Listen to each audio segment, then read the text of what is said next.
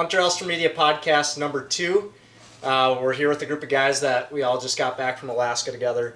We're going to be going over our moose hunting experience from 2025, kind of what it took to put the hunt together, some of the things we learned about moose hunting while we were there, and then obviously just the story itself. So I'll let these guys introduce themselves, who they are, maybe how they know me, and we'll dive right in.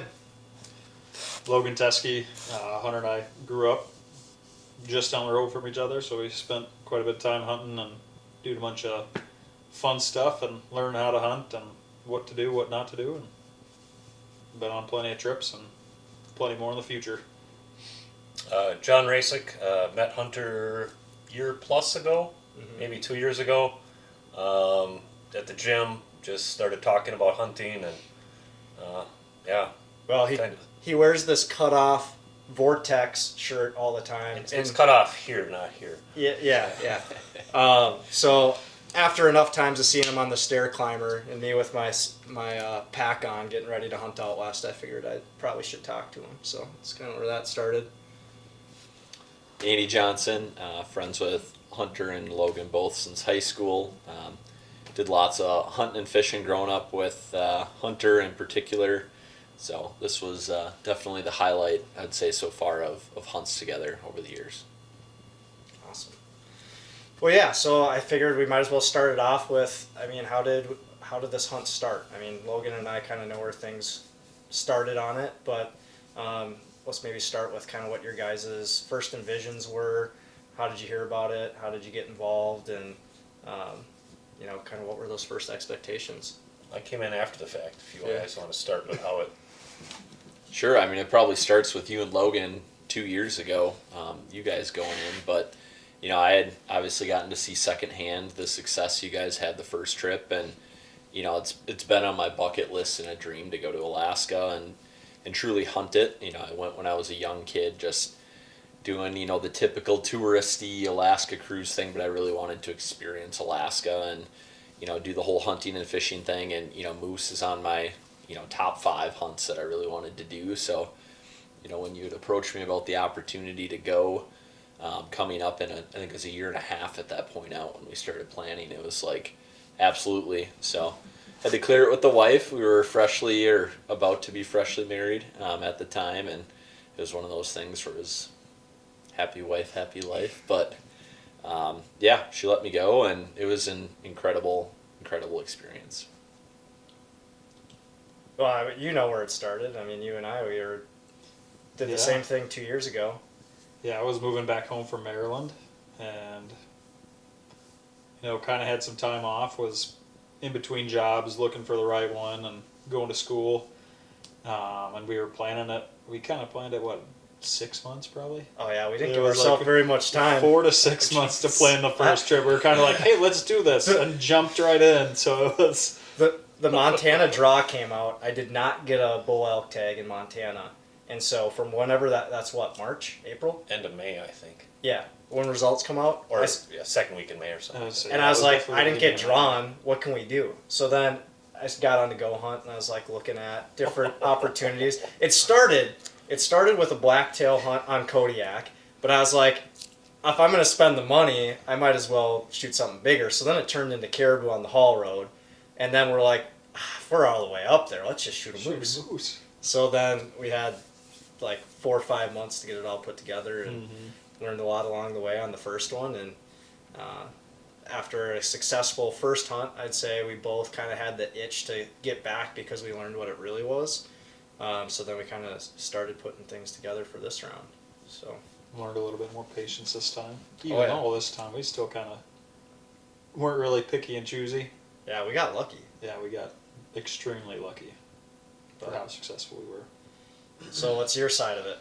Yeah, I remember talking to you about, it was probably months after you came back from your first trip, and it's always been on my bucket list to do a moose hunt, and I just said that was awesome. Hearing about it, thought that was awesome. Heard that you were going again, and I said, well, if there's ever availability or if you ever need somebody to go, I will go. Drop of a hat, no planning needed, whatever, no questions asked, I will go. So and that's basically how it happened. I didn't ask a lot of questions, and Hunter said, "Are you interested?" I'm like, "I'll go." So I didn't ask anything else. So we had one buddy fall off who already paid for partially the boat and some of the trip. So I texted John one day. I said, "If you want to go, you got to pay this random guy like $1,500 today on Venmo if you're interested." And John's like, "Can I at least get a picture of the boat that I'm rowing?" So it all worked out, but I know our expectations of this hunt might have been a little bit different from experiencing what the first time around and doing it. So I mean, we had a better idea of what we wanted the trip to be. But when you originally heard me reach out, I mean, what did you envision? It's a DIY Alaska moose hunt. We talked a lot about up front not being picky, so like expectations were maybe set a little different than if you're going on a guided hunt. So like, how did you guys feel being, not getting to see the landscape and not doing this hunt, coming into it kind of blind? Yeah, I can go first on that one. I mean, really, where I started was I just wanted a nice bull that I could shoulder mount. So something big enough to hang up in my shop was really what I was hoping for. I also, going in, I had low expectations, knowing like 4 guys, 2 weeks to get it done. I mean, I haven't done a ton of out west hunting, but I know like that's a pretty tough thing to do. So I was trying to keep, my expectations there. It's like I would be happy to even harvest a bull. A few weeks before the trip, I started digging into the previous year's data, just to kind of see like how many hunters were in the unit, how large of bulls were harvested, and it's kind of cool with the state of Alaska. Like everybody has to fill out, what they shoot, and then the inches of antler. So it's actually really good data, and it showed that the area we went to actually yielded some really big bulls. So at that point, that was where I was like, okay, I'm going to hold for a 50-inch. There aren't antler requirements in this unit, but if at all possible, it's obviously hard to tell on the hoof. I would just be tickled if I could shoot one over 50, and the rest is history. So that was kind of where I landed. Yeah, my expectations were super low. I mean, my previous experience is hunting out west, so I modeled it along an out west elk hunt where, success ratios are 10, if you're lucky, 10%, sometimes on the high end, 15%. So my expectations were it's somewhere along that line. And if one of us gets a good bull, if we see a moose, that type of thing, that was my expectation. I mean, I know you guys did really good the first time. It was, you weren't picky, but you had 2 bull moose. But I thought, I just, that just doesn't I happen. thought that was a fluke. Yeah, I'm like, that doesn't happen elk that's hunting. beginner's luck, and I've never had beginner's luck. So I'm like, nope, this is going to be a grind. It's going to be tough, and we were talking about how much time do we spend out there, 2+ weeks, and we're trying to get in a couple extra days here and there, and same thing like Andy said, 4 people, you got 4 guys that, we're going to attempt to tag out with 4 guys. Elk hunting, that doesn't happen ever. Yeah. So I'm like, we're gonna use every available minute to be able to see moose, find moose, and hopefully shoot one. So pretty low expectations on my behalf. And honestly, even like my expectations, we did it and we were successful the first time, but I have that lingering elk hunter in me where it's like, you got to be opportunistic. Like I even said after you shot your bull, I was like, if you weren't going to shoot it, I was going to grab your gun or shoot it with my bow because we needed to kill 4 moose. So I still had that mentality going into this hunt where it's like, hey, picky choosy a little bit, but I think we ended up pretty dang good overall. Mm-hmm. Did your expectations change much, from this year, or what was a successful hunt to you? It's kind of hard to say. Kind of like I still had low expectations just for the amount of guys we were bringing. Like, I know we tagged out in 3 days the last time we did it. We shot the first 2 bulls we had the opportunity to shoot, and we saw a good amount from further distances away, but to capitalize on the first 2 bulls that we had, first time going out there, I'd say that was very successful. But this time definitely, I'd say same expectations, but held my wants to a higher standard. Yeah. So kind of like Andy said, wanted something to either shoulder mount or have a nice Euro mount, and I'd say 50 was definitely the goal. Yep. And I'd say I surpassed that, so definitely happy. Yeah, I saw what I thought was a really good bull when we were at the boat landing getting ready. Mm-hmm. And, you know, I measured it, it was 48 inches. It was heavy. You know, it was a couple, you know, a native family, and they shot it, and they were pumped. And, you know, I'm like, well, okay, that's a great bull. And I looked at it, I'm like, Yeah. I'll be happy as hell if I get something that big Exactly. and that nice. And, yeah, so my expectations were pretty low. So I want to dial it back just a little bit, because I think I talked about it maybe the most in some of the pre-video stuff. But my true expectations on this hunt is that all of our shit makes it there and we can go hunting. Yeah.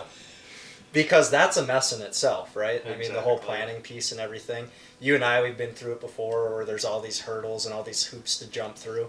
But for two people getting thrown into something that you kind of just have to trust is maybe going to work out when there's a lot of steps, how did you guys feel going through that the first time? Oh, the amount of failure mode is ridiculous. Yeah. I mean, you pick any one thing doesn't make it. I mean, we were screwed when we got there. My bag didn't show up the first time. You know, a minor thing. It showed up later, but you know, no propane. The No town was propane. out We had nothing propane. to cook. I'm like, how you gonna? I mean, it was just immediately we had a strike against us, and I'm thinking, there's so many things that can go wrong. It's just mind-boggling. Like, and there's no way to control it. You can only have so many backups and secondaries. Yep.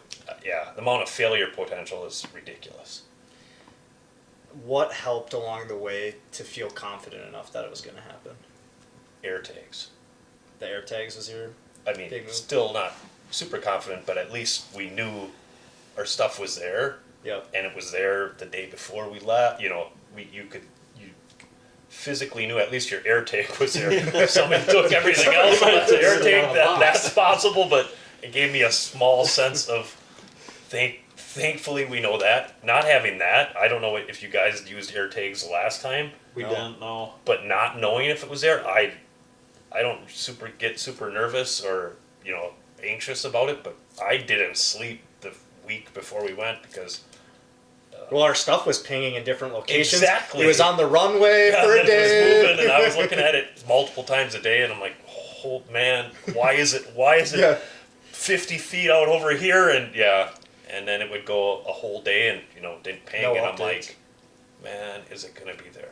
So I'd say it was still better than last time though, because last time it was like lost at one airport, so we called them. They said it wasn't there, and it was lost at the other airport, and we called them, and they said it wasn't there. So we're like, "Can you just go and check for this big box?" Yeah. And they finally went and sifted through all that stuff, and they're like, "Oh yeah, it's here. We must have just lost the paperwork." We're like, "At least Well- all our stuff's there." Well, that's funny. So we all got called about our moose this year right away. Right? Yeah. Well, I shipped that one boat back to Anchorage. Yesterday is when they finally called me that it's been sitting. They're like, "Oh, hey, we've had this package. It's been sitting in Anchorage for a while. Do you want to come get it?" Oh man. So things in Alaska are on Alaska time. Mm-hmm. It's different than island time. It's Alaska time Yeah. for sure. Yeah, I think I would suggest putting an air tag on absolutely every single thing that you ship there and ship back. Yeah. Yeah. I think we could have used more air tags. Like Yeah. in our food boxes, like I would have liked to have known where they were at. Yeah. Even sure. even with the air tags, so like when you and I showed up, like our boxes were busted open, stuff had gotten rained on. Like Yep. we luckily we were only missing that one bag of screws, which was super minor. We were able to figure that out. Somebody But stole like, our washers. Yeah. oh yeah, Yeah. Stole. Forgot to put them in the box. Oh, right, I bought, what, You bought $500. six washers the size of a dime for $500. That wasn't bad. I thought that was a decent deal. They were still too small, but You know. Well, that's it. We needed screws for it, so I was going to go to the store and buy them. I was like, dude, that's going to cost us like $30 for $30 to $50 for a box of screws. So there's a piece of junk wood laying around. That's what it made this, makeshift seat. And I took the little screwdriver and I just started taking all the screws out. the one at the boat landing? Yeah. Yeah, right. I'm not paying any more money for that. So this year, obviously, we did things a little different. We got bigger boats, bigger motors. Is there anything else that maybe you and I should touch on just kind of what we did differently this year in the planning phase and what we thought was good ideas? A good idea number one, definitely a bigger tent and a stove. That's Compared right. to the Honestly, I forgot about Two-person tent, no stove, that. Yeah. nothing. Waking up with, frozen waders every morning. Yeah, so for the first trip Logan and I took, we had was it 15 foot? I think it was a 15-foot K-boat. So it's real skinny. You can't fit a lot of gear It was in there. like 4 foot wide, but 2 foot in the center. Yeah.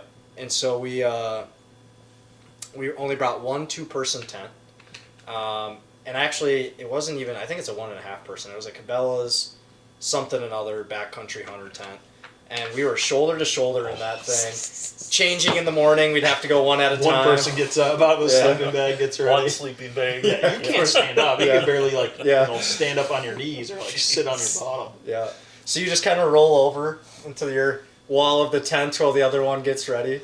And then wander outside. I've got some video of Logan putting on his stiff, icy waders. I was just saying, dread getting up after the other guy gets out because it's going to be freezing. Yeah. So bigger tent. We had the stove. That was amazing. Allowed us to dry stuff off. Let us at least get a few hours of good sleep till stove went out. Yeah, stove ruined me. That's Spoiled. probably ruined me for life. That was so nice. I've never hunted. I've hunted out west. Whatever. Did the spike camp stuff. Never had a tent with a stove in it. Best Was that investment. nice? If you don't have to worry about weight carrying it in, bring a little bottle of lighter fluid. Yeah. Yep. Worked Yep. like a charm. Andy's got a story about that, though. Well, yeah. He tells it better. I'll tell the quick story. So I went outside the tent. I think one morning, right? Or midday, yeah. Something. I don't know, but anyway, he goes to fire the stove up, and I see him squirt the lighter fluid bottle into a hot fire, and I can just see the smoke coming out the door. And I'm like, dear Jesus, I'm getting out of this tent right now. So I go outside, I spark up my jet boil to start making lunch or breakfast or whatever it was. And all of a sudden I hear him light in the tent, and all of a sudden, whoosh! I'm watching the tent, and out the top of the 10-foot smokestack shoots like a 5.5-foot flame, and you can just see the tent like puff. And they go back down, and I'm like, you guys got your eyebrows in there? I did have my eyebrows, but my hands lost a little hair. Oh, jeez.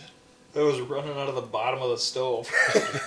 Well, the problem was I didn't have the lighter handy, so I had to go back and find the lighter. So I was building all the vapors for. The problem is we let you handle the I did a lighter good fluid. job. Other than that, I did a good job. Well, the first day you filled the stove with lighter fluid, and it was running on the bottom, and Yeah, On fire. we burned a nice circle, and We were breaking around it in, Yeah, so we didn't yeah, have to yeah. worry at night. Yep.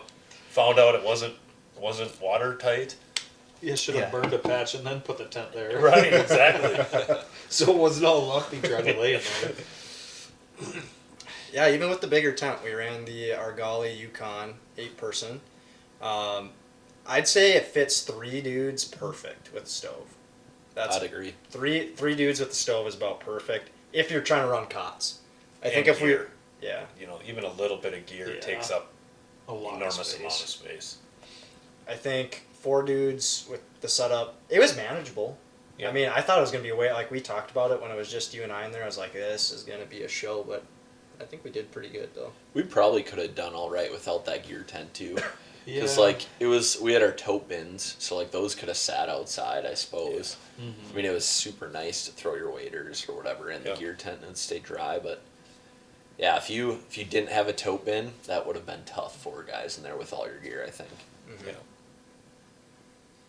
Any other standout items that we changed? Definitely way nicer having the bigger boats as far as stability and being able to get Yeah.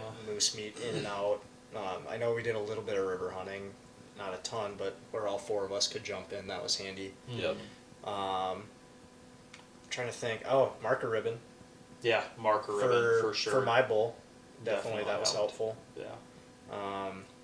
Yeah, and Mercury ribbon just to once you throw all the meat in the boats to Know whose is whose. Separate bags, yep, yeah. be Do you able know to how many- identify whose is whose. So we use a great guy. It's AK Trophy Expediting. If anybody runs a hunt through Anchorage, he'll ship your meat back home. But obviously, he's got a lot on his plate. A lot of bulls come in and out. He said the one thing that would be handy, because other people do the marker ribbon, so we're not the only ones with those colors. He said write your name on the marker ribbon. Yeah. But that definitely helped with identifying who's meat and horns and hides and everything stuff. So that was handy from that front too. Yeah. I'd say a very nice bone saw, or like Oh, yeah. pelvic saw to Yep. cut through the ribs. Ribs, yeah. That was a game changer. Yep. For the $25 that you buy a nice one, saves you an hour of time and fussing with it compared to this hunk of garbage. I mean, I thought it was a good concept for a first trip. At the same time, it's like, oh yeah, nice. I got 2 blades with it. Well, look at this. It's just junk. This thing just, the blades Kinda are fall super Wobbly, wobbly. Yeah, the thing, they just fall apart. Thought it was a good idea, and then you're sitting there puncturing everything on the inside of their stomach and all that stuff. Yep. So that nice, bone pelvic saw was just perfect. Yeah, that was Had the slick. protector on the Yeah, end of it. it's obviously got the right blade on it too. I don't want to jump ahead, but that brings up some things I want to talk about coming up. Just maybe what we would have done different again. But is there anything else that was a standout that we Your changed? saw. So air tags, boat size, depending on your group and kind of what you're planning to do, and then the tent setup. Boat seats. I think the boat, having seats in the boat. I wish we had 2. That Yeah, would have been especially nice. with that long of a ride. Yeah. Obviously, on the way back, we both sat at the same one, but without that, that would have been miserable. Yeah, I we mean, did- obviously you can do without, but Yeah, we made boat seats out of like 2x4s and just a small piece of plywood, and that actually worked really well to Yep. sit up on the pontoons, because then you weren't putting all that weight down, and it seemed like you floated good. So A little bit better weight distribution too yep, across the Yeah. whole thing. yeah, your weight's not out on the pontoon Yeah. where it's pushing different water. Yeah. Say, because I was just sitting on that little tote that I had, sitting on top of it on the base, so it's only that big. And With for all that. for you guys at home, this is a total DIY moose hunt. We didn't take any chart or any like bush flights in anywhere. This is all done off of the main system that you can get to in Alaska. So we had to ship a couple inflatable rafts up there. We shipped a 25 and a 30 horsepower motor. Fuel bag, that's one to touch on what we did differently. I liked our setup we ran a 50-gallon gas bag, so we never had to stop and refill gas. And then we went about just over 50 miles up a river, and that's where we set up our camp. So if you do enough research, this hunt's any moose hunt kind of is fairly doable in Alaska. If you're ever interested in learning more, feel free to reach out.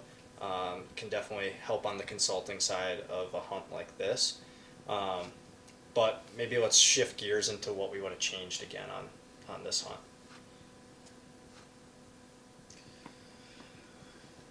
I don't know. I did like our boat, but I think I would definitely still change something else. I don't know. I'm not all hell bent on having all 4 small boats. It depends on your budget. It does. It really It depends on how much you want to spend, because obviously you can go to the extreme on everything if you wanted to. You could have a badass solar jet, and Yeah, $10,000 solar raft, Yeah. $10,000 jet drive motor to get you up all the Yep. But we Shallow. tried to be about as budget as you could. I think when we ran the numbers several times, we were somewhere between $700 and $7,500 for the whole trip, and that's shipping your moose meat home and everything. There might be a few ways to squeak that down, but I think at that point you're really starting to sacrifice some of the key items that you're going to want there. I think the boat investment, motor investment's the biggest. If Yep. you can, Reliable. If it's not reliable, Well, to right. stand like from the amount of testing we did, making sure they're reliable before we go, but also selling them when you're up there or wherever you're at. So that's your biggest cost and your biggest investment. Yep. Mm-hmm. Yeah. And you don't really want to cheap out on it because it is a critical piece of equipment. Yeah, it's kind of a mentally tough thing to try to process, right? Because it's going to be way cheaper to sell your equipment in town for a loss than it is to ship it all the way back home. But you have to remind yourself that even though I'm losing money here, we're saving money somewhere else. So that's kind of a tough thing too to wrap your head around on the leaving, and it kind of makes it chaotic because obviously up in those little villages, do people have the cash? Do they not have the cash? I mean, how many offers fell through for you guys? There were tons of flaky Yeah. offers. Yep. Many. Many. And I even had a really solid one to the point where he's like, I'll buy it. And then I in-reached him. He's like, in-reach me. So I in-reached him if we were going to leave early, and he just didn't respond for 4 days. Like, I gave him a 4-day heads up, didn't hear from him, and it's like, sorry, dude. I know you said you'd buy it, but I gave you a 4-day heads up, and you didn't respond, so I sold it to someone else. It's like in town. Yeah, we just, same thing that we met just being Our in guy, town. yeah. Yeah. Yep. But, well, I guess let's maybe get into everybody's individual story. Don't let it get too long, but let's go in order. So, John, you killed your bull first, day 2. Morning 2. Morning 2. Yeah. Morning 2. Morning 1 was, like I said, went out low expectations. Pretty cold, crispy, cold morning, and I don't think we were out half hour, 45 minutes, and we glassed up a big bull moose, herd bull with a bunch of cows, and that basically gave us the direction that we thought we should head to, and we headed over there, and we had bull moose all around us. We made some calls. They were calling back, grunting back, raking trees all around us, cows all around us, calling. It was chaotic for an hour plus, I would say. I remember we came up, it was John and I, we come up over this little knoll, and I don't know if we first glassed and then we saw him, or if we heard him after we called, but all of a sudden there started to be a grunt fest about 150 yards in front of us, and John's eyes just looked back at me this big. That's so freaking cool. Yeah, I thought it was going to happen right there. Yep. They were, I think they were at some point well within 100 yards, but It was just so thick. in the thick alders that they were there, you could hear them raking. It sounded like they were going to pop out at any minute, but yeah, we were there for an hour plus, I bet. After the first morning, were your nerves a little eased on like this might be doable, or when did that start to happen? Oh, definitely. After first morning, and then that evening, we kind of went back, glassed the same area, tried to, I don't know, it was like 6:30 or so. We only been out there an hour and a half, and we saw a real nice 50-plus inch bull, made a play on him, lost him in the alders, but, at that point, I'm like, at least I knew we were in the right area. I'm like, there is moose everywhere around here. So, from a confidence level, I knew we were in the right spot, that we wouldn't have to keep hunting trying to find drainages that had moose. We picked one, or we got lucky and had one right by us. So yeah, we woke up the second morning, and it was colder yet. The beaver ponds are froze, and we went out, I think before light, pretty much, because we started with headlamps.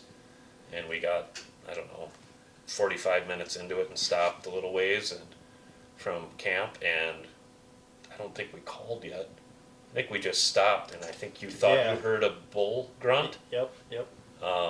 So then you called, and I don't think he grunted, but then I saw, or he made noise, or he was raking or something. Yep. And I glassed the alders just on the edge of a ridge, and he just Popped right out. Yeah, just on the emerged line. out of the alders, and the sun was coming up, and it was just like, wow, that's a bull. And I'm like, then it kind of got real in a hurry.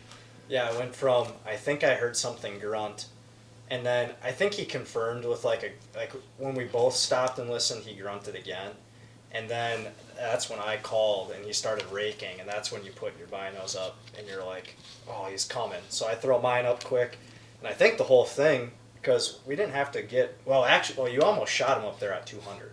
Yeah, But I think you ranged him. He was 250. I had my rifle on my pack. Didn't know if he was going to come in or what the plan was, but we were kind of down below a little bit of a rise, so not in his direct line of sight. I got up on a little bit of rise and got down on my pack, and I think you told me range was like 250, and I had him, and he turned forward. Yep. I had a frontal shot, and I'm like, well, there's no reason to rush the shot, so I waited, and But then he dropped down out of sight, Yeah, which then was we like, lost what him did we for a do? while. What did we do? Yep. And then we started working the direction he was going, and then I actually stopped you because I picked him up because I was like, John, Yep. like over here, and then you're like, oh, yep, and then Then kind of changed directions, tried to get up on another knob, threw my pack down again to try to. The grass was too high, couldn't see over my pack when I had my gun down, so I had my pack half up with one hand, the gun on the other, and he finally emerged behind some pines and was completely broadside. I'd say just working his way around trying to get our wind. Yeah. Definitely trying to get our wind. So I don't think he was going to come in much closer. And I'd say he's probably, a couple minutes from catching our wind from the angle that he was at. Had a nice broadside, pulled the trigger, and neither one of us knew if there was a hit or not.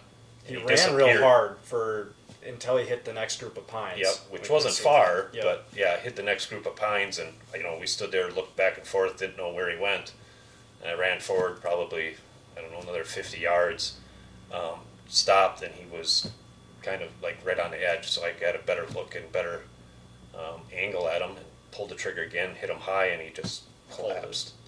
And then when you stood up, did something get you too? No, nothing at all. Yeah, got my first ever scope kiss. I look over, blood's rolling down John's face. He's like, let me clean myself up first. Yeah, he said that. And I didn't even, at the time, didn't even know what happened. They get you on the first one or the second one? It must have been the first one. Yeah, Because that's what the bag was like. I had that. my hand on the pack, and and I was kind of leaning over the top of it, just trying to kneel and shoot, and I was just. Yeah. Well, with that soft ground too. And I had him in the scope, and I don't know. I have no idea. It's probably a good thing you don't have video because it would probably the shooting posture was not ideal by any means. So. Well, and everybody reacts or has different feelings after, so like kind of walk me through. You're day 2 into a 9-day trip, and you pulled the trigger and he's down. I mean, what's going through your mind at that point? Well, it started just seeing him in the scope. I've shot elk, I've shot mule deer, I've shot whitetails, but seeing a moose in the scope he was 250 yards away and looked enormous. Like, I'm like, it just didn't make sense to me. And when he dropped, I was just like, I don't know. I was just dumbfounded. And I remember you started talking to me, whatever, and I was just like, my hands were shaking. I'm like, just adrenaline was pumping, my hands were shaking. I'm like, I'm just trying to process this. I'm like, I don't even really know what just happened. And then we, obviously it was down. We glassed him. He wasn't moving. He was done, dead cold. And we walked up to him, and it was just mind-boggling how big they are. Mm-hmm. It exceeded my expectations as far as the size of the bull that I thought. I was going to get or even see and have opportunity, but just the size of the animal is just, I don't know. It's hard to describe unless you see it. Nothing prepares you for that. No. Mm-hmm. You don't realize what work you're in for until you're in. Get up to it. When you're knee deep. The work, that's a whole nother story. Yeah. Just the size of the animal and walking up to something that big, and it's just and the swamp hides some of it because they fall down and they're sunk in the swamp a little bit. So you're 50 yards away and you can see horns sticking out of the swamp. You're like, holy crap! I'm like, we just got one. We shot a bull moose. I was pumped, but walking up on it and putting my hands on him, I'm like, that is an animal. Mm-hmm. And even just try to manhandle them to get a picture, to get their head wrapped around Unbelievable. just right. There's nothing you can We're both do. pulling on the horns, and I'm like, well, we ain't moving him at all. It's crazy. So Andy was second. These two roll into camp. So John and I, we didn't let them know that we had killed a bull. Yeah, so I can tell that one if you want. So Yeah. we what did we get in? I think we flew into town at 9, hit the river right about noon, I think, and then we finally made it up to camp about 6, if I remember right. We pull into camp, and those two goons are waving at us up from the hill. I'm like, Teskey, why aren't they hunting? Like, this is like prime time. So we go walking up the hill, and I don't know which one. I think it was you. You're like, boys, we got something to show you. We've been bamboozling you a little bit. We got a bull down. We were pulling your leg saying we just seen a couple of cows and we didn't know any different. So I knew they were definitely not telling us the full truth, because it's like, I mean, I knew a little bit, but I was like, I mean, maybe some things change or this or that or. So, but anyway, and then I think we hauled our one load of gear up and left the rest because we were too excited. We wanted to see your bull. Check and it out. we walk over there, and just my reaction seeing your bull is just like, holy cow. Just like the number of points on your bull and like the thick paddles. And I was like, if I shoot something like that this week, like I would be over the moon. So I was like, dandy bull. Like I would have shot yours in a heartbeat, like all of our bulls. So true blessing. It was pretty cool. So, day 3 for Day you 3, guys. day one one. for Teskey and I. Yep. So we woke up, pretty early, and it was kind of interesting up there. It's like the daylight was getting shorter and shorter every day. Like, I don't know, I figured we were losing probably 15 minutes a day if you looked at both Pretty ends. roughly, yeah. By the end of the 2 weeks that we were up there, it was like there were 2 hours shorter daylight. Yep. But so anyway, like we wake up, I don't know, 7 o'clock or maybe it's We like got 6. up at, I think we got up at 6. And, slowly started getting you're ready. right. We were out the door by 7, basically. Yeah, you're right. Because got light pretty early. But we to had be honest. we had plenty of time. Like we made breakfast and stuff. Like Yeah, we didn't we didn't rush out the door by any means. yeah, but it was still dark when we left for sure. Yeah. Yeah. It's grizzly country, so Yeah. it doesn't make a bunch of sense to be banging around in the dark. Mm-hmm. Yeah. Yeah, so we were walking out and it was just getting light, essentially. Like you could kind of see, but not super well, right? But so I don't know, what was that? Probably 800 yards out behind camp up to that first little knoll, on like that series of knolls that kind of made this little sub-mountainous valley. We were sitting up there and glassing, and I think you've seen 3 moose. Yeah, maybe there's like 3 or 4 that had just came up over the ridge right off the river. They had to be 2,000, 2,500 yards away. Yeah. Because I ranged them and I couldn't see anything, obviously. Yep. Yeah, so we didn't know what those were, but it was like, okay, cool, there's some moose, and everyone knows the first day hunt, right? Like you plan your layers, but that's the day you learn. Like, did you dress enough or not? Well, I didn't dress enough. I thought I wore my heavy base layer and 2 jackets, and I thought I'd be good. While I was up on this mountain, I started shivering pretty bad about an hour into glassing. I don't know if I should share this on camera, but he pulls out his tarp and he's like, "Come on over here, buddy." So we lay under the tarp and just like cut the wind. Heard this story. It was freezing, dude. We were sitting right on the front of that mountain or the hill or whatever, and the wind was just blowing at us. And I just had my regular pants on. I didn't have base layers. I had my light Sitka Timberlines. pants and That's what I sweater. had too. It was just my It was Timberlines. A little chilly. Yeah, same ridge we sat on that morning. It got cold. That evening we sat there and I was shaking like crazy. The wind blows right up the. Yeah. So anyway, that helped enough to where like I could kind of glass Hold and them like steady a little you bit. could kind of have a semi-stable image. So anyway, I looked like way up to the right, and it ended up being like 1,926 yards away when you ranged it with your binos. But I look and I'm like, oh, looks like a cow. It's like, okay, there's a cow. Oh, there's another cow.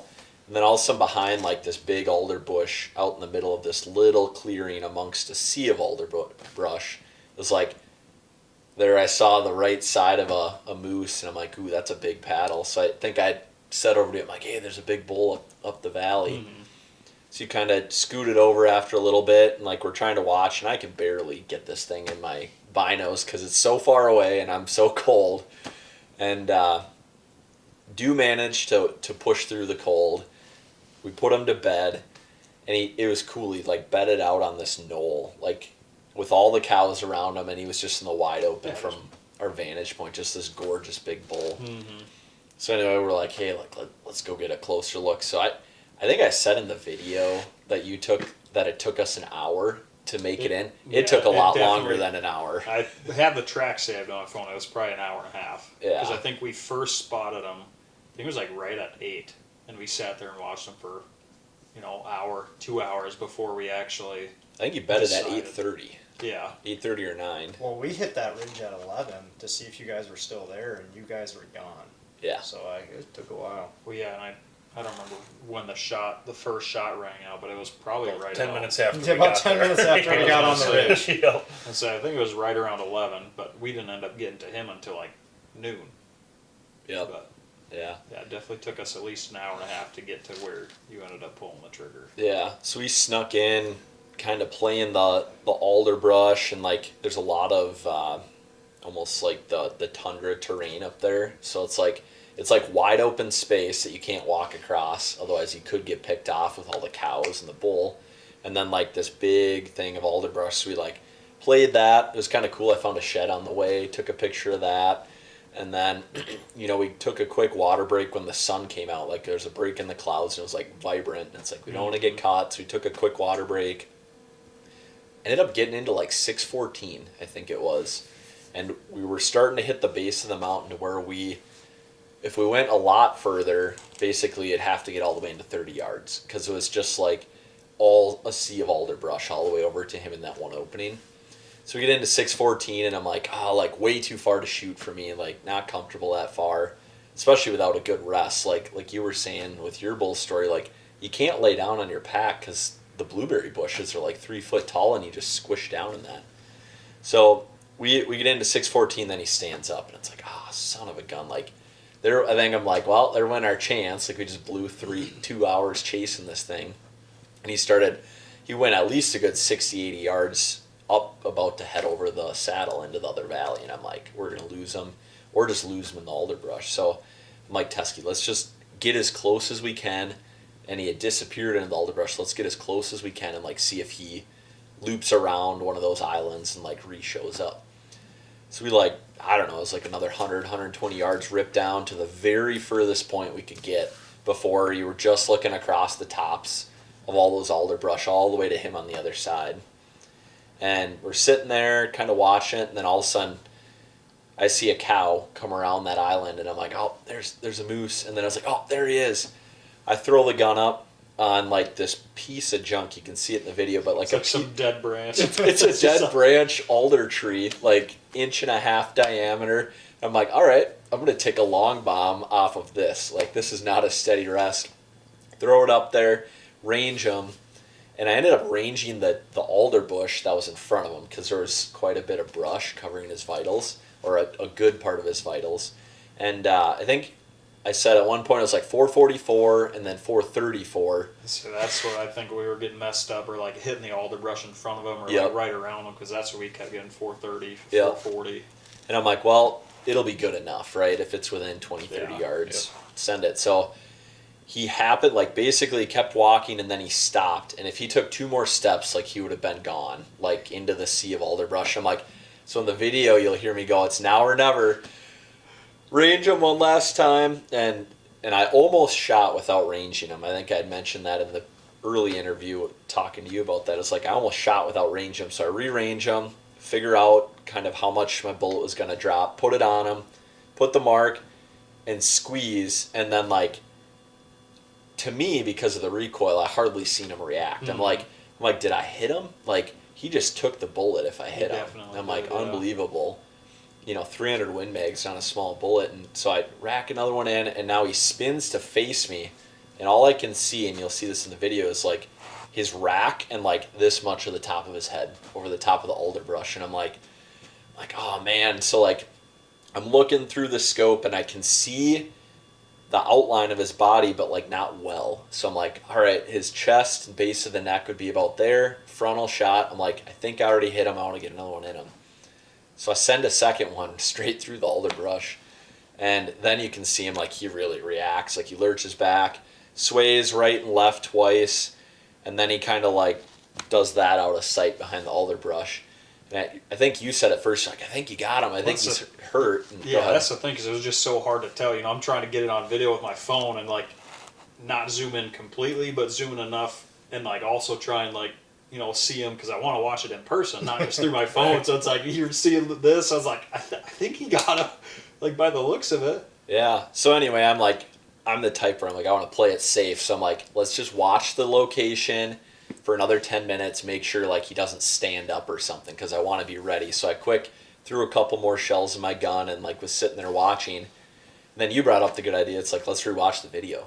It's like, you rewatch the video and it's like, oh yeah, like you could see him go down in the video. So it's like, then we celebrated, you know, and then it's like, all right, like let's take the trek over there. And I think it took us 35 minutes to go that distance across. We had to cross a little creek. There were a bunch of little gurgling springs coming up, and it was just wet. We got all the way across. You know, we did a good job trying to set landmarks on, you know, pins, be like, he's right about there, and like visual landmarks. You get to the other side, it looks so different. Like, it's like, I thought that was the pine tree, and it's like there's 4 of them, and it's like, okay, well, so anyway, we like kind of replayed the video, and it's like, okay, it's that one. Walked up there, and you did a great job videoing the walk up, and it was kind of cool. There's a cow sitting right on him, just licking him. Like, she was still interested. We were 20 yards away. Yeah.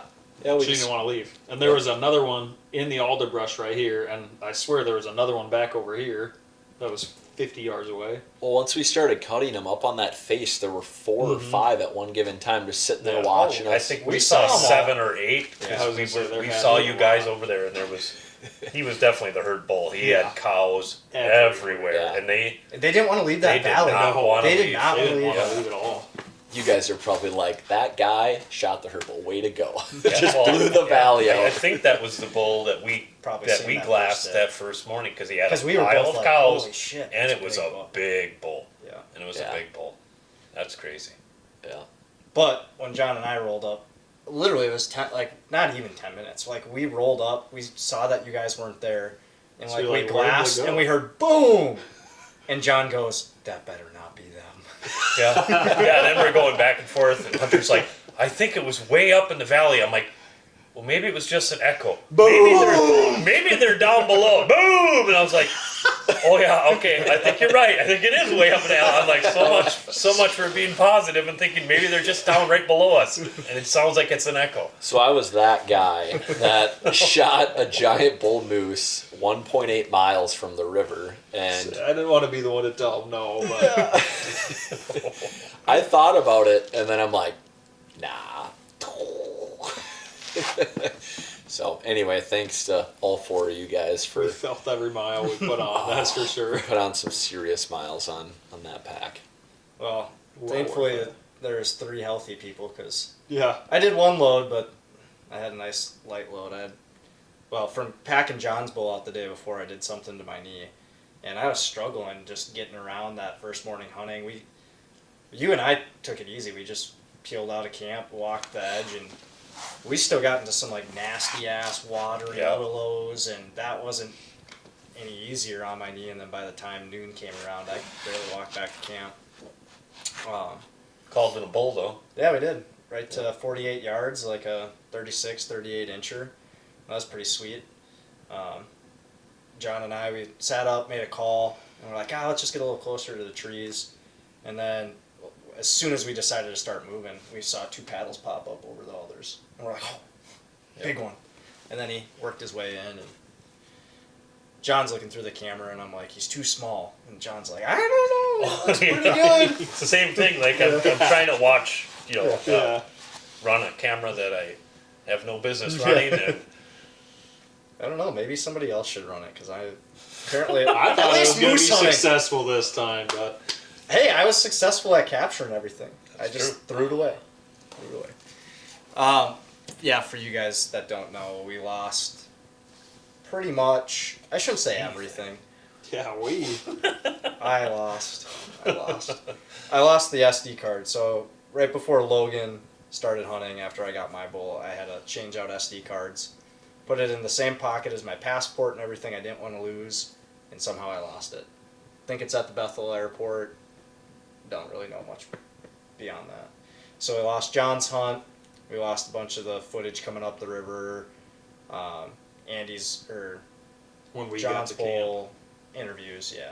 So First it's unfortunate interviews. this bull coming in, but we did do a good job of getting a bunch of content through cell phones and other things. So hopefully still be able to put together a good video for you guys. But yeah, so Andy's bull. You guys did 1 pack out that day? Oh, Yeah, that we- was rough. Took the heaviest loads first on fresh legs. I'm glad we did, but That was the worst pack I've ever experienced. Yeah, Like, that was a rough one for you. Definitely I was rough. smoked from The hauling day mine out before. the day before, but watching you two take the tines from 2 miles away, yeah. I think every 50 yards, It had to be. every 50 yards you had to stop and take Yeah. a break. Well, not only that, I got a trying blister to- on my hand cutting firewood. trying that Oh, to day. yeah. figure out You which guys path were to doing. take on Yeah. that top Ooh. side of that ridge. Yep, trying to Just find a rough. good path out on the first load with Yeah. with Well- the heaviest with the heaviest parts on. Yeah, Andy showed me his Onyx when we were going up the day that I helped with a load, and I could see the first one that was through the valley instead of coming down around the side. And you and I walked through that valley the day before, and I was like, that looks like it sucked. Yeah. Yeah. That sucked. The swampy, Mhm. just, I mean, everywhere's swampy and uneven, but going through that center, I mean, it's like hard ground and then like calf deep stuff, like every other step, Yeah. where there's a little bit more consistent ground in other places. But Yeah, what would you say? I think we figured our packs were 200 pounds. I mean, It had to be every bit of 200. 'Cause, With all like- the gear that we had in it previously, plus our rifles. I mean, my rifle unloaded is 12 pounds, yeah. 10 Then you pounds. throw your frame pack in there, all your hunting gear. Mhm. 'cause- you had 30 pounds of gear in there already. Yeah. Yeah.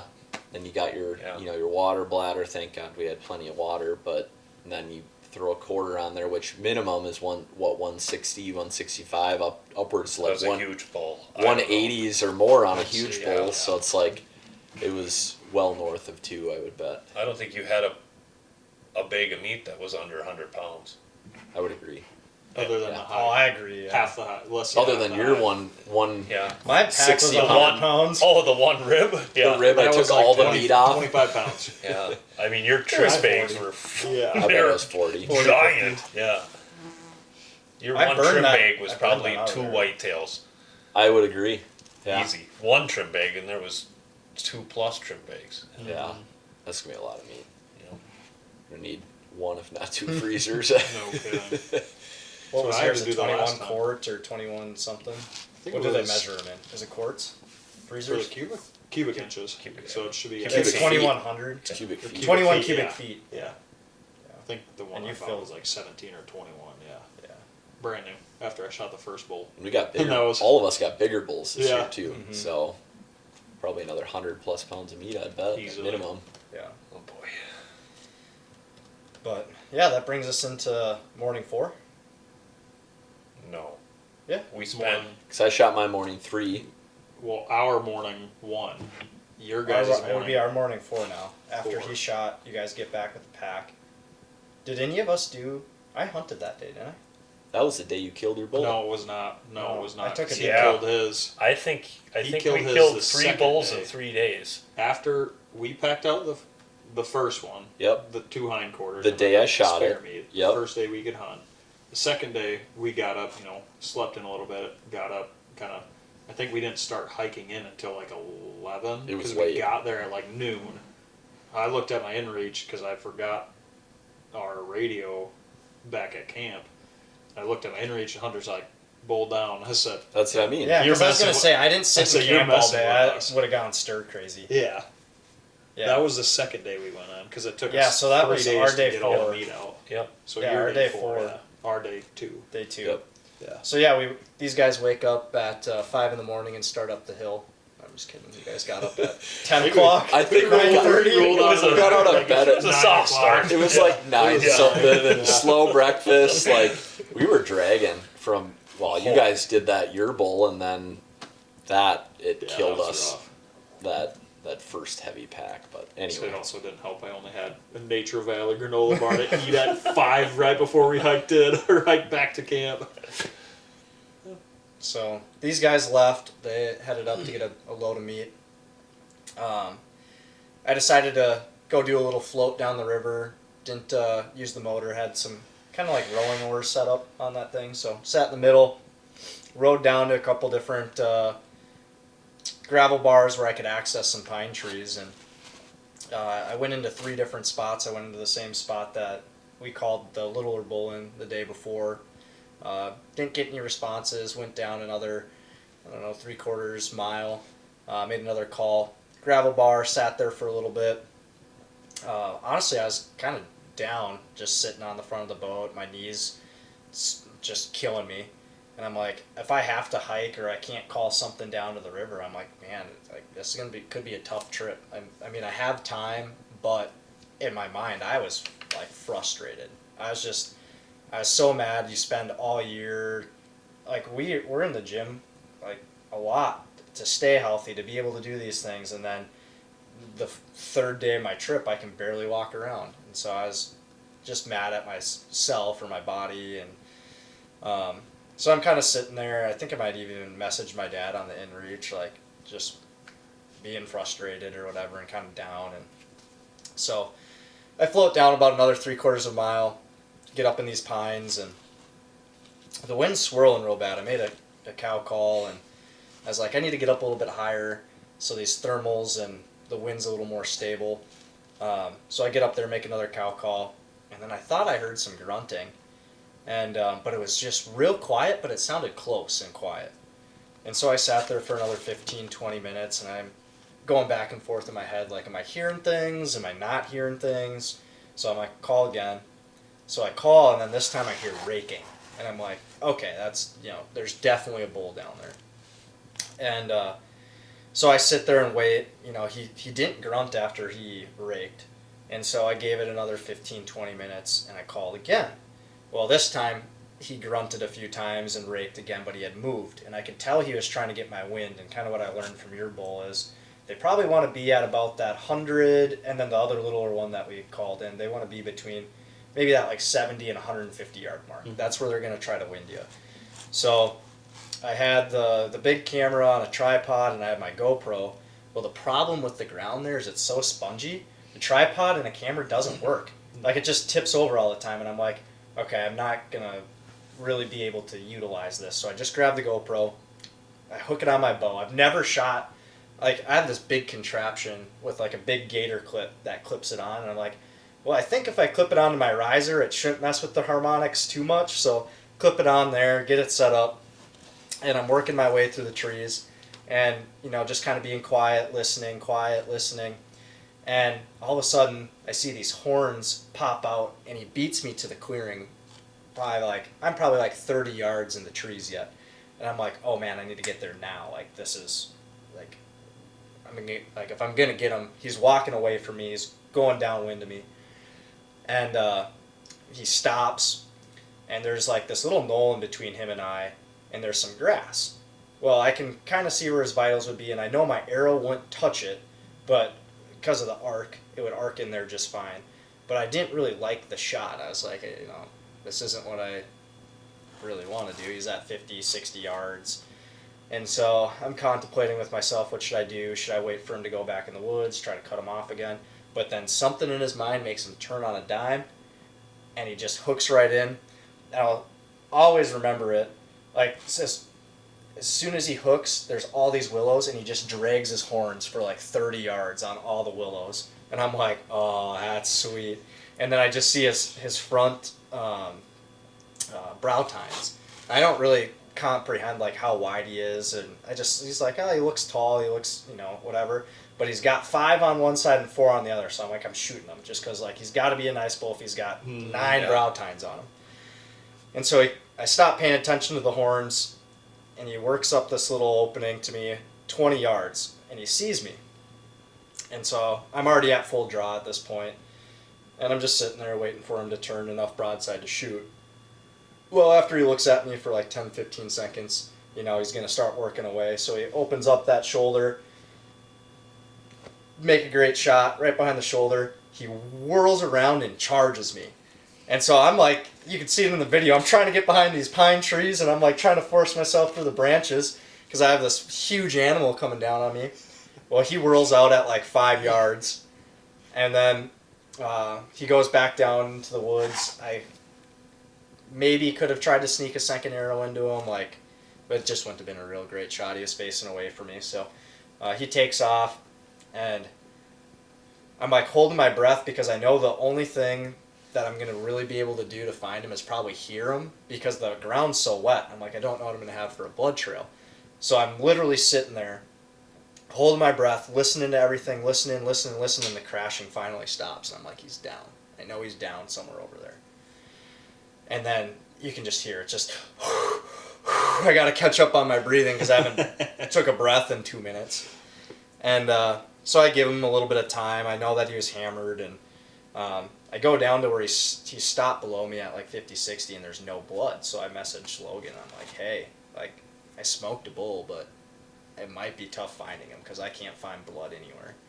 So I sat there for like another 5 minutes, and he's like, well, just go back to camp and we'll come help you look. And I was like, screw that. Yeah. Just leave him. Don't do the logical thing. Yeah. And I'm like, I know he's down. I'm not too worried about that aspect. I'm concerned about bears because I'm by myself. And I'm concerned with, like, I want to at least try to get closer to where I last heard him, because all I'm going to have to remember this whole thing is what I hear right now, and that's going to be the most fresh in my memory. And so I did this like circle, and I found great blood when I like circled around another 40 yards. So followed it down, great blood trail, found him piled up. He wasn't in the most convenient spot for anything, down trees, and there's grizzly bear crap everywhere.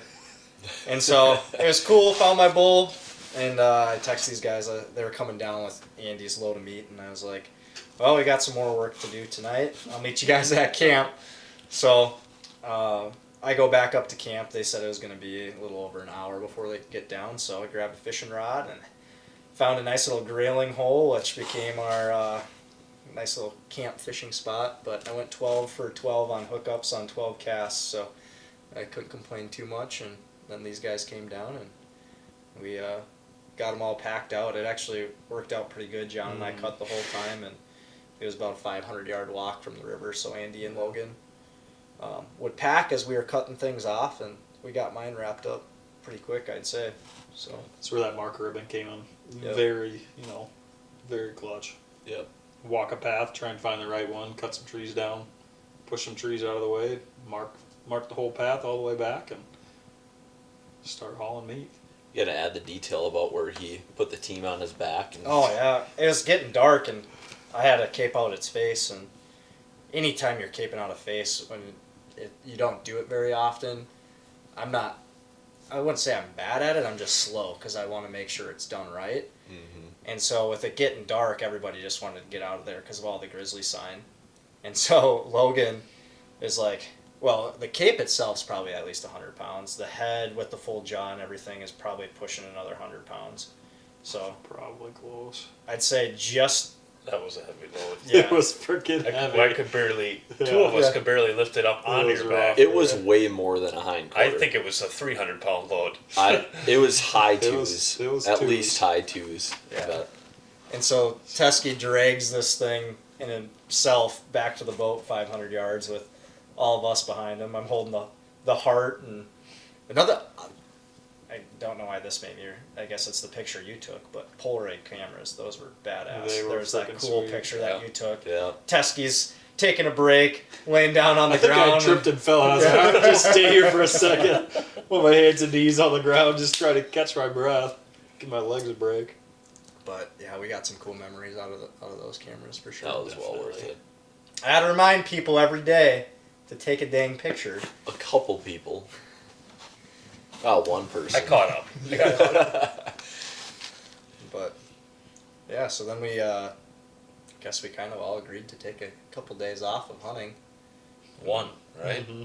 Did We still had to took go one? back and get your Because bull yet. Because we stopped packing to go pack yours So out. we got yours entirely packed out, and then the next morning we did another soft We start. finished- Yeah, soft finished We Andy's slept in pack. and ate, and But then the next day we did we didn't finish hunt your bull that either day? because that Yes. next day we got the Yep. boat. We got it in 2.5 Yeah. days.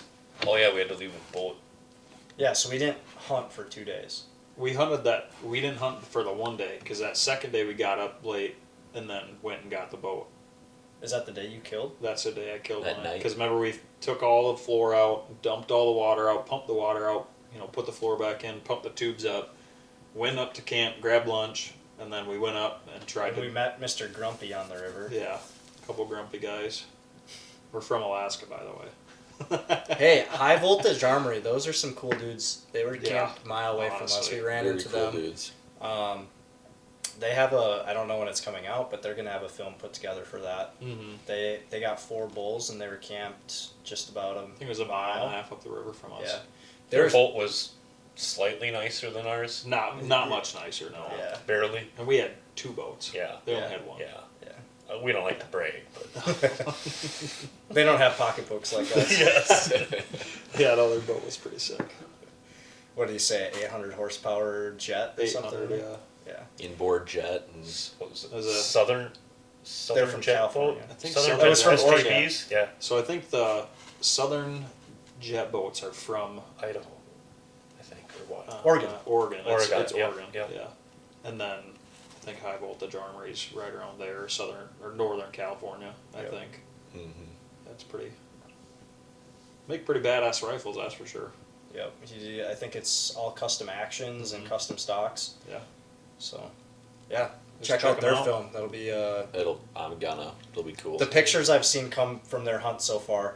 Yeah. Are pretty badass. Pretty and then awesome. that boat ripping up and down. Actually, when they messaged me, so I asked them to go back and look for my SD card because they were still hunting. They went and scoured our camp, all 5 of them. They looked for my SD card, like went above and beyond, I'm sure, to try to help me out. I'm sure the other videographer that's with them is like, I understand the importance of this, so I'm sure he put in a little work. But no, he messaged me. He's like, so you guys heard when I wrapped up or what did he do to the jet? He sent the Tore the impeller inner sleeve, housing. right? Yeah, he Yeah, tore the the. impeller sleeve. Yeah, he's like, so you Sucked guys it could right hear out. that? And I was like, yeah, we were down the river 3 miles, were cutting my 3 bull up. miles. We heard him get on it, and it was like, because their boat was loud. It was like, wah. Probably But then closer to 4, to be honest. when they really got on it, it was like, it went from wah to wah, and then we just heard, whoom. Just a massive And explosion. then quiet. Yeah, just nothing. I was like, that was not good. Yeah, and then the hours of you could hear him with the kicker motor. Yeah, the little 15 kicker. horse kicker. Yeah. Yeah. Like that's not working well for him. They apparently rolled it up on logs, Yeah, jacked they it up jacked on it up, logs. up. They got under there, and all they had was a Husky tool set, and they repaired that thing and got it working again. And they had to go 750 miles by boat to get back to where they put in. Yeah.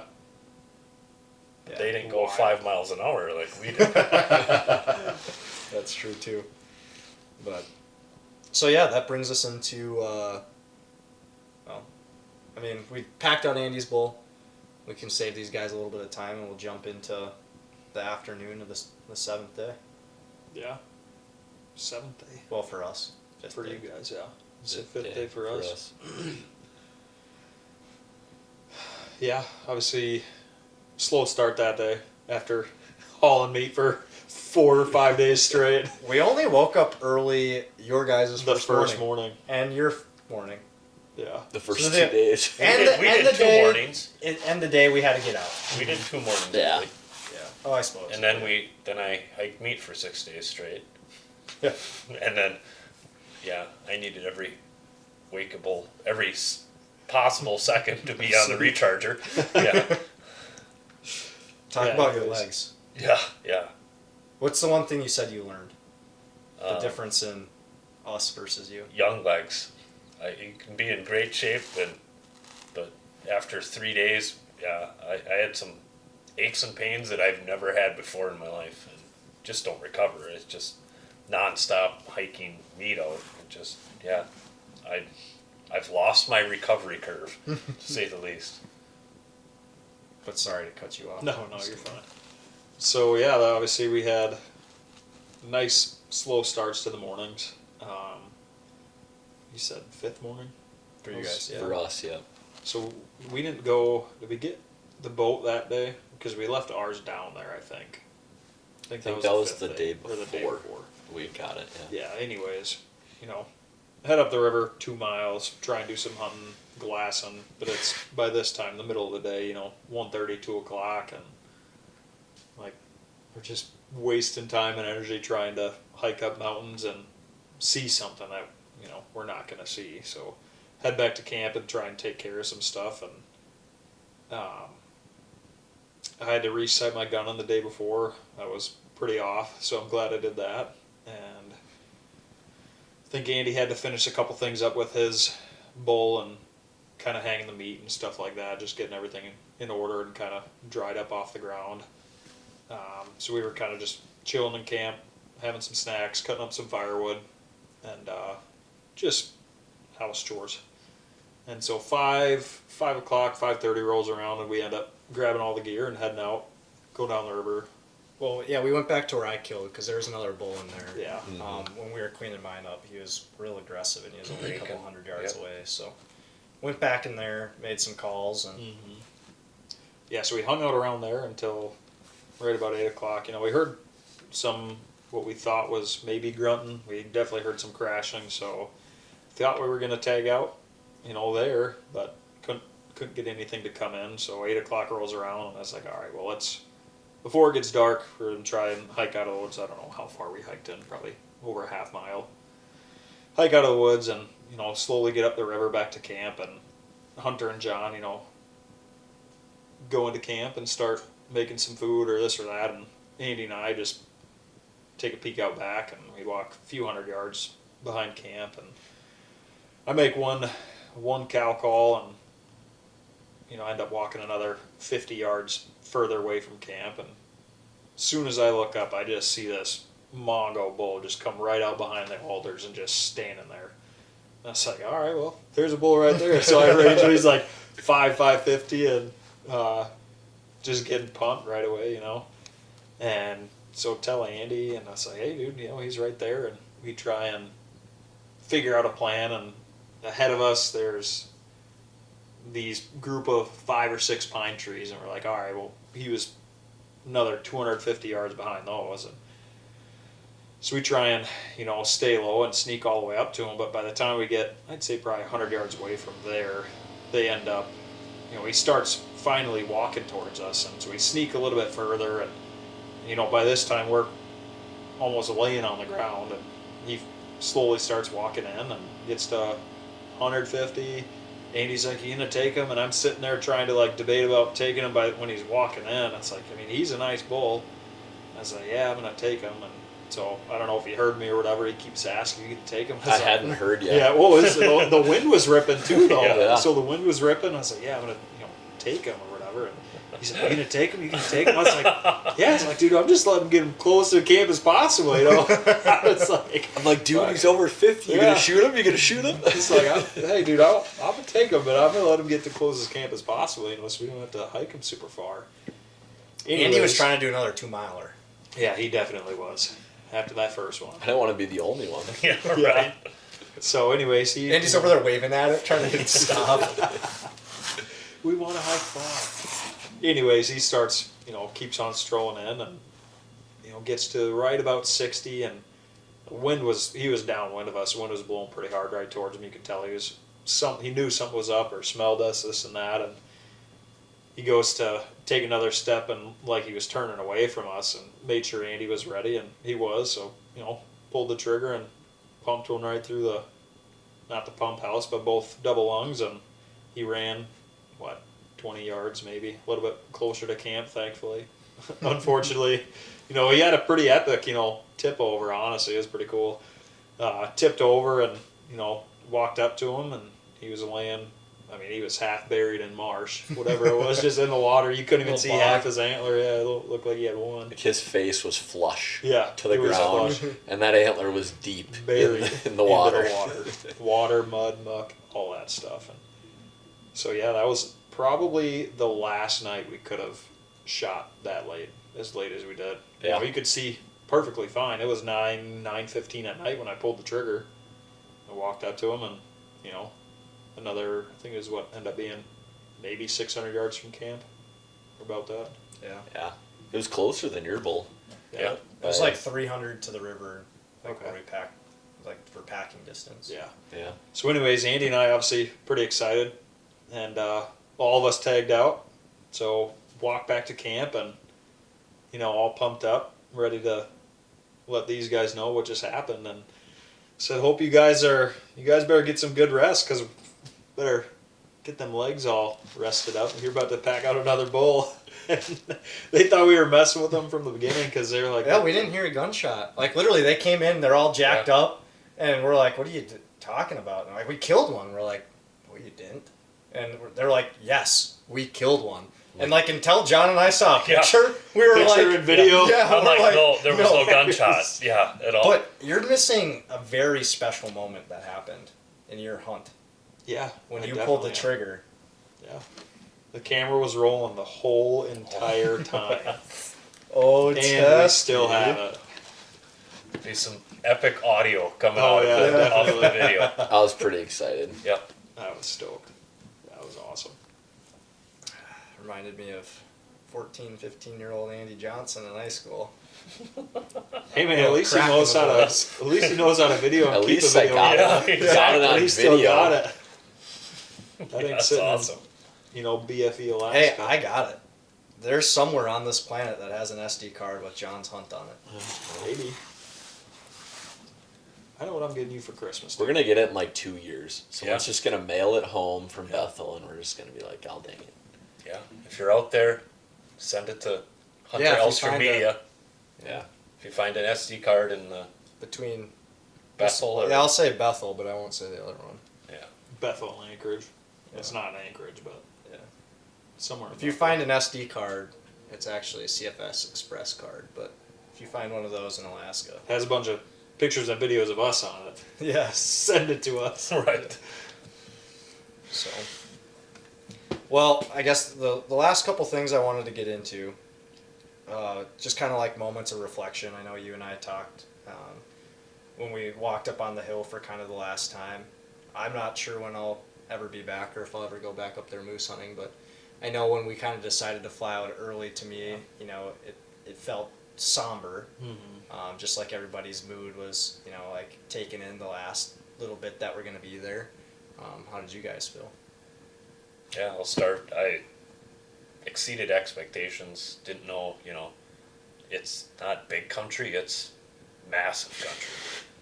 And, and I kind of talked to Hunter before, the last day we were there, I just said, I've never gone on a hunt with somebody that I hadn't been hunting with my whole life, that I didn't know super well. And I told Hunter, I'm like, I couldn't have asked for a better group of guys, like just fantastic, hardworking, great outdoorsmen. Just fantastic. I don't know. I mean, Hunter had stated, there was ups and downs of the trip. I said no, there was no downs. Some things didn't go perfect, but I said that by far, absolutely the best trip I've ever been on, and not just because we got bull moose, but I mean just overall an adventure from Oh yeah. the boat trip up, the boat trip back, where we're at, the camp spot. I mean, it was just gorgeous place to be. And I guess when I mentioned downs, it's more like the hurdles you have to overcome, like those things that make it uncertain, those things that make it a challenge, the things that are out of your control, and you kind of just have to let develop. Like those are the things that I think ultimately make it, right? Because the hunting is good, but it's the journey, and that's like what makes it for me. And we also talked a lot about, like, one of the big takeaways I had is just like everything's energy, the energy you put into the hunt, the energy you sacrifice, whether it's you work your whole life for a certain amount of PTO or time off, and it's just this transfer of everything you put into it is all of your energy, and then you have to hope that Mother Nature gives some of her energy back. And so it's cool to just see, like, you gotta grind sometimes, and there's hard things that come up and hurdles that you have to jump over, but kind of this like transfer of energy is what hopefully I'm able to either write about or put a video together that kind of shares some of that. But how about you guys? It was incredible. I didn't want to leave.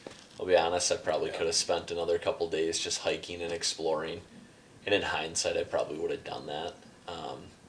Hunter and I went out early and we did some fishing back on the Kenai Peninsula, and that was a ton of fun. But just the country and the vastness and the remoteness of what we were in was like truly special. And it's like, I almost would have rather had a couple more days and like flown out later just to enjoy camp, do some fishing, and just more laid back.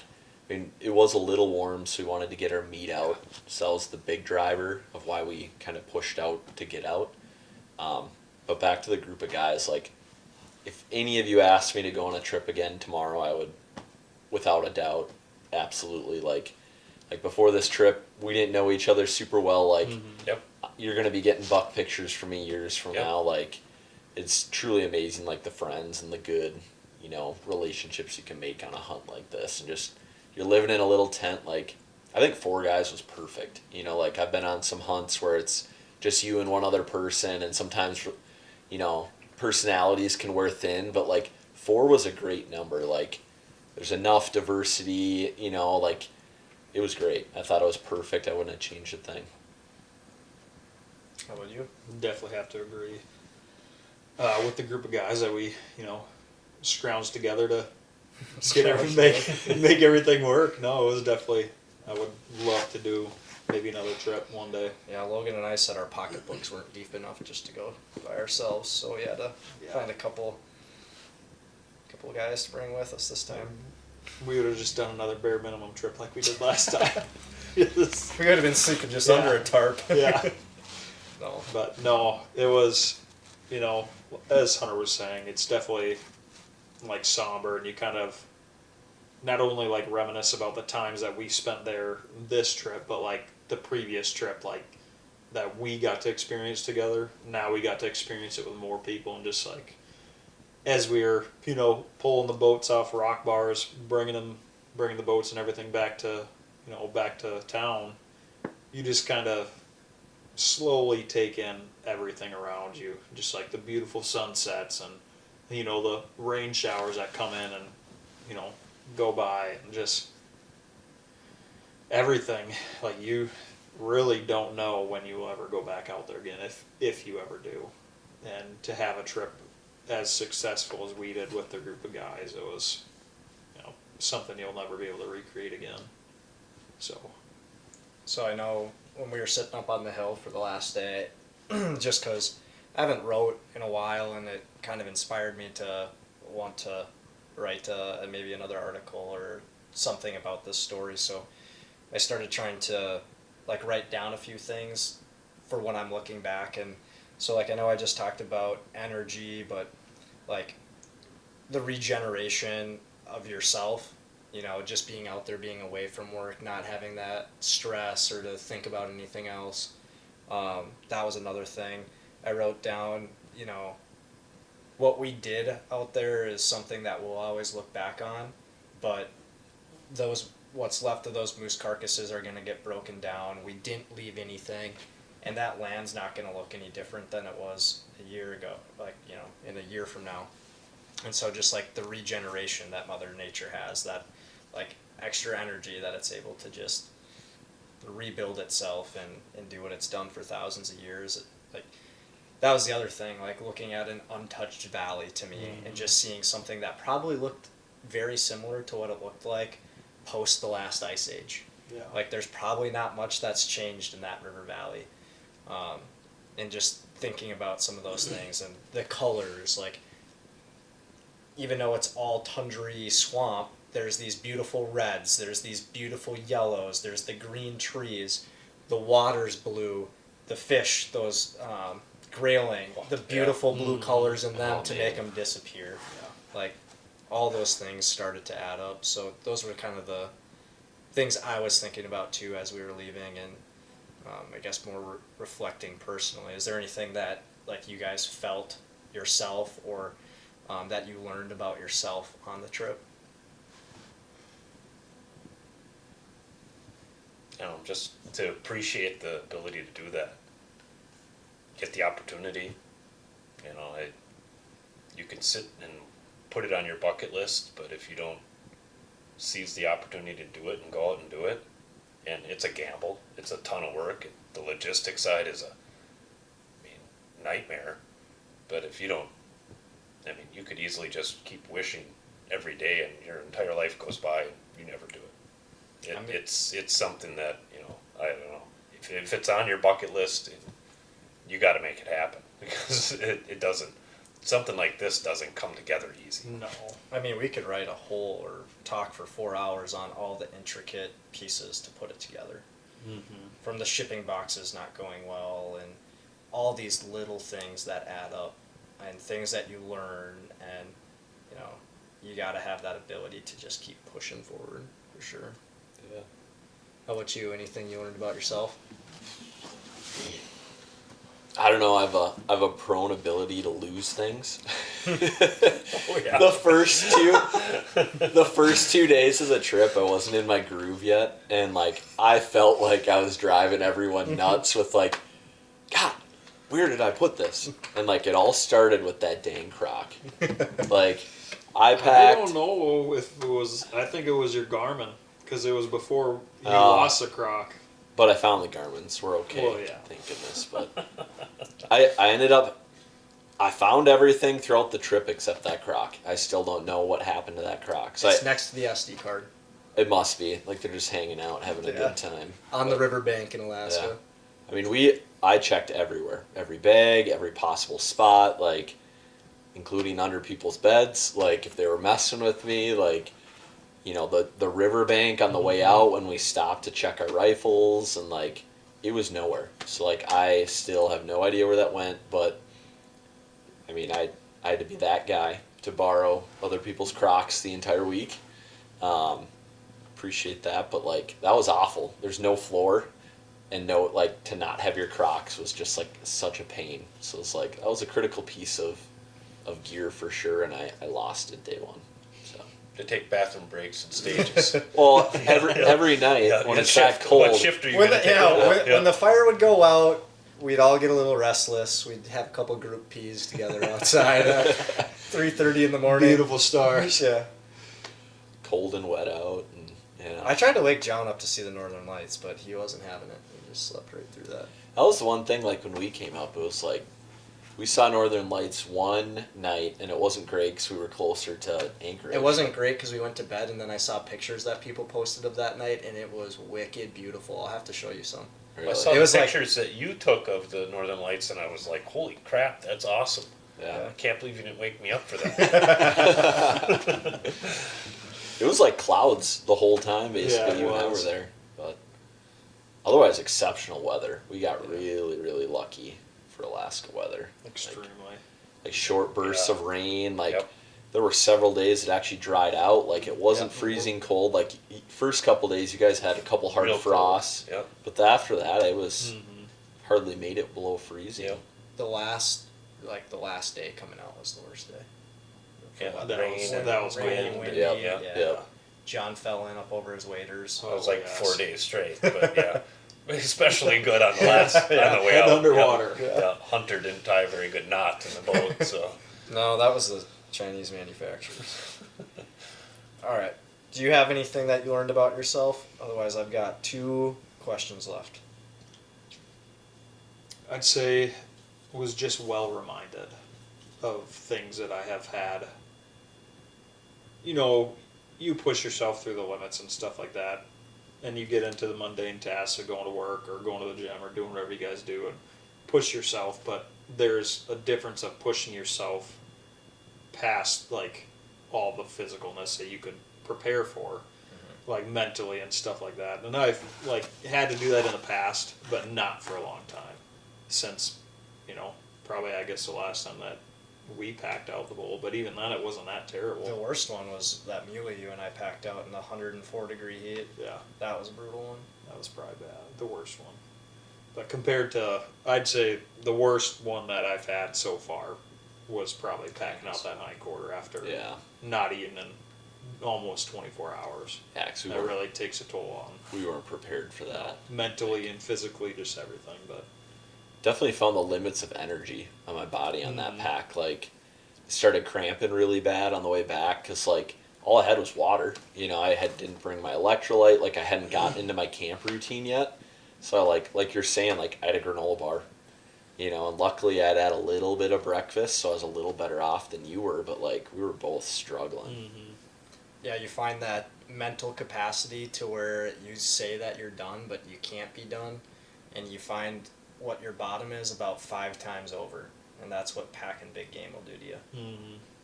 Yeah, I'm hoping every step. I'm like, ooh, I hope this isn't the one where my Achilles goes. Because I'm like, both of them were screaming 3 days in a row. Hey, that's not artificial turf, so you'll be okay. Exactly.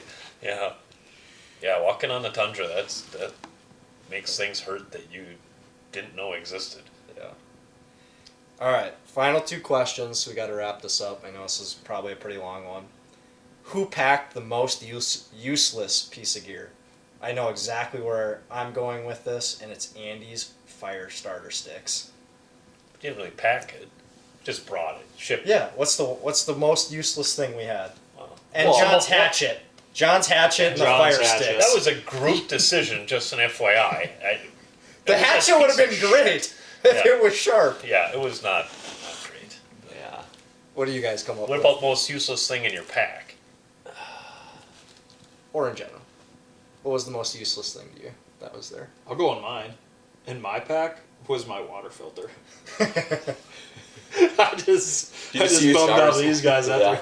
But I also bought some water in town, so I had, I think, filled up my other hydration packs and camelbacks and stuff like that. So I think I went I was like closer to 3 or 4 days on my own water, and then started bumming off these guys. So that's mine.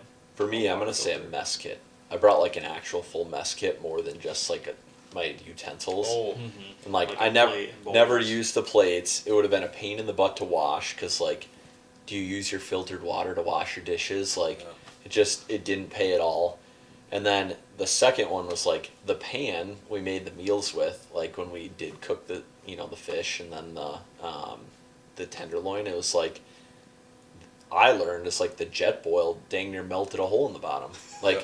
even with the you Yeah. buy the pan adapter, Mm-hmm. all the way on low, it blew the Teflon right off it, and it was like I'm sure we all got cancer. But yeah. The jet boil with propane burns at a Yeah. much Yeah. higher temp Yeah. and much more force, and Yeah. everything tasted like molten aluminum and Teflon. yeah, real healthy.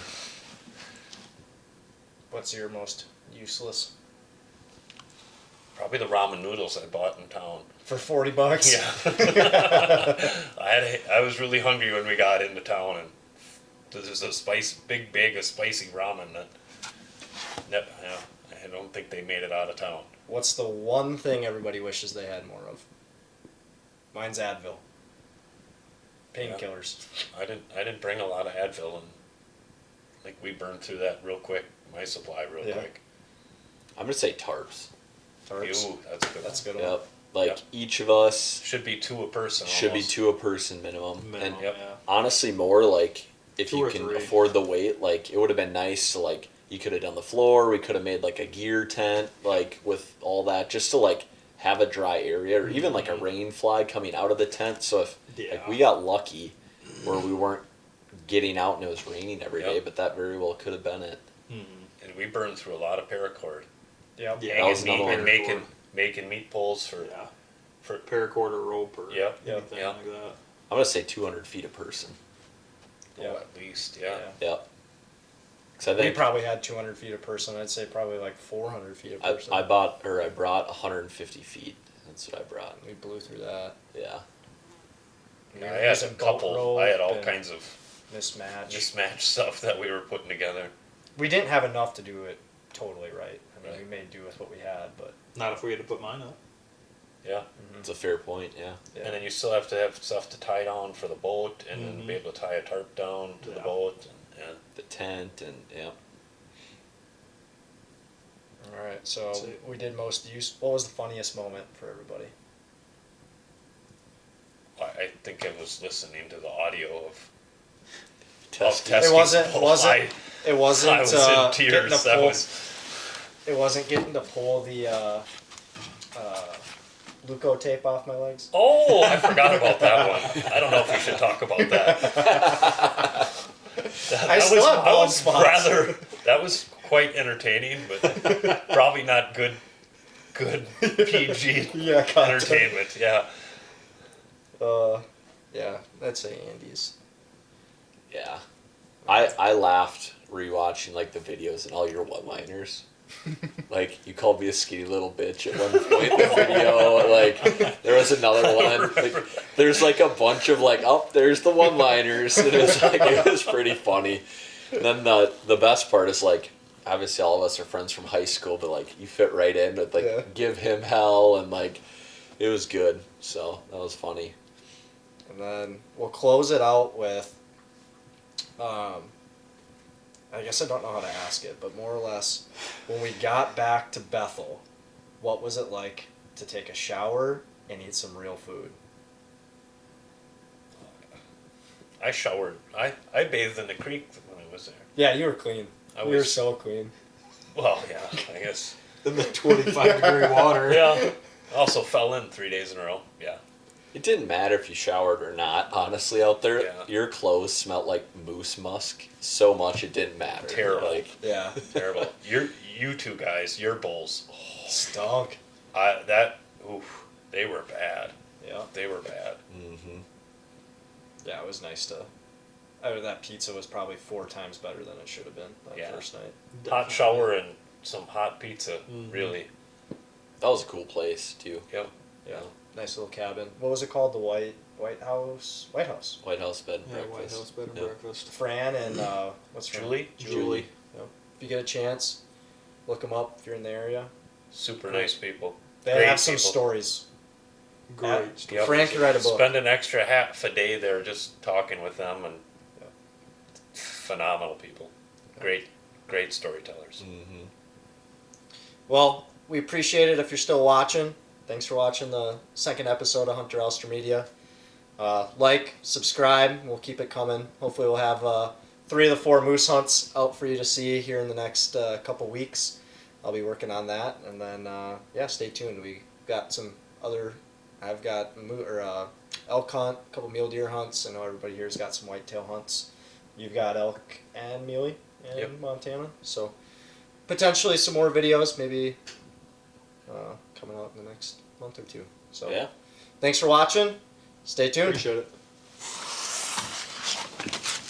I'll go plug this SD card into my computer right now. It wasn't running the whole time. Yeah, exactly.